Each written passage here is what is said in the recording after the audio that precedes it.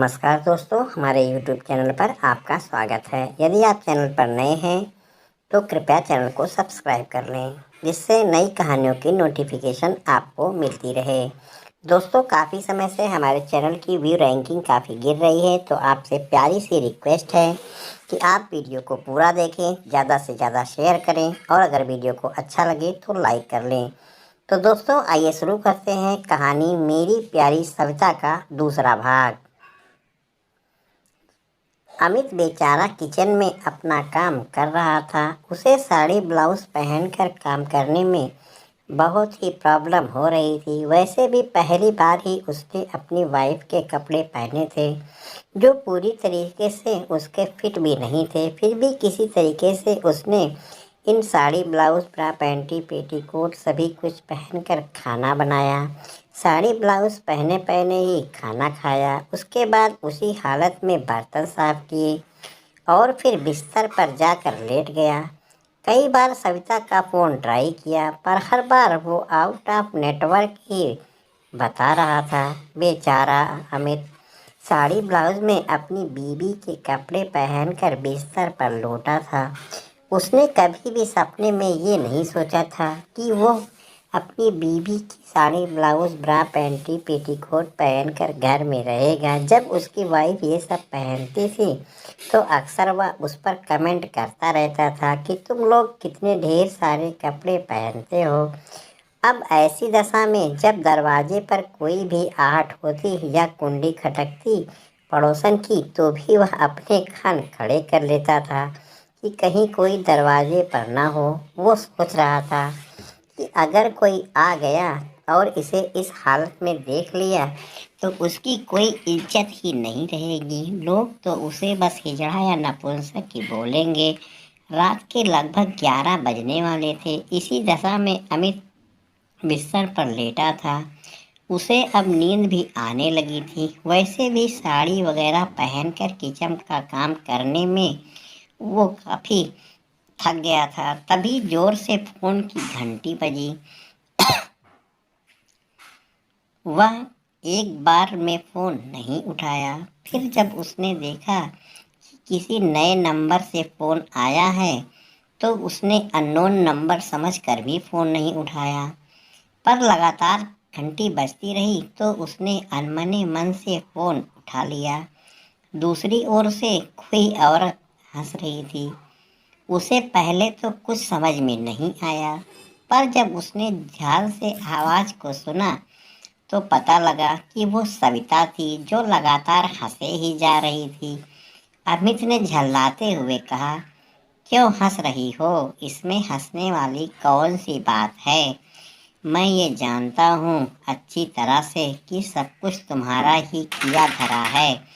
तब सविता ने अपनी हंसी को रोक करके कहा, कैसा लग रहा है इस तरीके से ये सब पहनकर घर का काम करते हुए? मुझे तो बहुत ताना मारते थे कि तुमको ये साड़ी पहनने में कितना टाइम लगता है।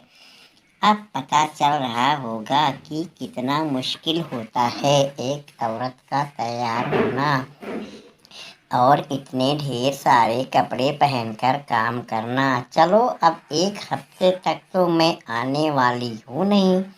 तब तक तुम यूं ही साड़ी ब्लाउज यानी कि ब्रा पैंटी पेटीकोट सलवार और मेरी मैक्सी जितने भी कपड़े हैं सब कुछ पहन कर ट्राई करो और घर का काम करो। तुम्हारे पास एक ही पैंट शर्ट है, वही पहनकर ऑफिस जाना। दिन में ऑफिस में पहनना, रात पर आकर धुल लेना और सुबह फिर वही पहनकर ऑफिस चले जाना और शाम को आराम से मेरी साड़ी पहन लेना और रात भर मस्ती करना। देखो, तुम्हें क्या लगता है? तुम चाहो तो मेरा मेकअप भी कर सकते हो। हाय रे दैया, कितने प्यारे लग रहे हो इस समय। काश मैं तुम्हारे पास होती और तुम्हें देख सकती। इतना कहकर सविता हंसने लगी और हंसने के बाद फ़ोन रख दिया। अमित को गुस्सा आ रहा था। उसने अपनी आंखें बंद कर ली और सोने की कोशिश करने लगा। जल्द ही उसको नींद आ गई। सुबह आंख खुली तो घड़ी में 7 बज रहे थे। जल्दी जल्दी वो उठा, बाथरूम गया, नहा धोकर बाहर निकला, किचन में नाश्ता बनाया और खा करके जल्दी ही तैयार हो गया। फिर जल्दी जल्दी बस स्टॉप की ओर बढ़ने लगा। नहीं तो उसकी बस भी छूट सकती थी। पर हाय रे किस्मत, उसे रास्ते में ही अनीता मिल गई। अनीता उसके ऑफिस में ही काम करती थी। उसने अमित को जल्दी जल्दी जाते देखा तो आवाज़ दी। आवाज़ सुनकर अमित रुक गया और अनीता से बोला, क्या बात है, आज तो मैं देर से सोकर उठा था, इसलिए जल्दी जल्दी जा रहा हूँ। अनीता ने कहा, क्या बात है अनिल जी, भाभी से गले मिलकर आ रहे हो क्या? अमित ने कहा, नहीं नहीं, ऐसी कोई बात नहीं है, पता नहीं तुमको ऐसा क्यों लग रहा है। अनीता हंसते हुए बोली, लगता है आपने भाभी को अभी अभी माथे पर किस किया है। अमित ने कहा, ऐसा तुमको क्यों लग रहा है? अनीता बोली, जरा शीशा निकाल कर देख तो लो, अनीता भाभी की बिंदी आपके माथे पर चिपक गई है। अमित ने हड़बड़ा कर तुरंत ही अपना मोबाइल निकाला। उसमें अपनी फ़ोटो देखी तो सच में बिंदी उसके माथे पर चिपकी हुई थी।